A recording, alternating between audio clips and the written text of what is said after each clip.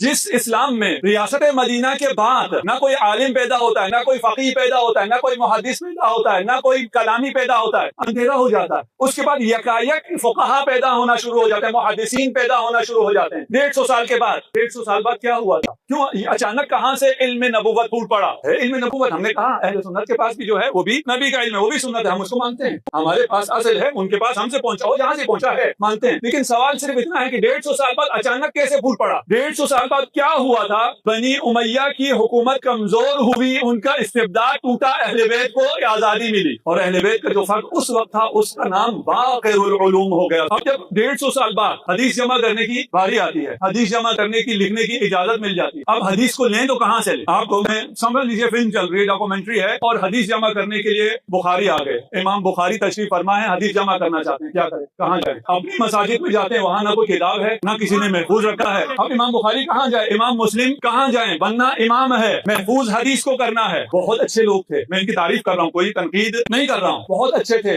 بہت بڑی بڑی انہوں نے قربانیاں دی ہیں، کچھ مجبوریاں بھی تھیں، ان مجبوریوں کو بھی سمجھنا چاہیے۔ آج کل آپ جن حالات سے گزر رہے ہیں، آپ کو بہت سے لوگوں کی بہت سی مجبوریاں سمجھ میں آ رہی ہیں نا۔ ایک تو اس دور میں بھی وہ بہت مجبور بھی تھے، لیکن دوسری مجبوری کیا تھی؟ سنت بھی تو چاہیے، حدیث بھی تو چاہیے۔ جب حدیث چاہیے تھی امام بخاری کو، تو امام بخاری کہاں گئے؟ مسجدوں میں جب نہ ملی تو کہاں گئے؟ امام بارگاہ میں آنا پڑا۔ امام بارگاہ میں آنے سے نکاح نہیں ٹوٹتا، امام بارگاہ میں آنے سے رافضی نہیں بنتے، کافر نہیں ہو جاتے۔ جسے امام مانتے ہو اس نے حدیث انہی رافضیوں سے سیکھی ہے۔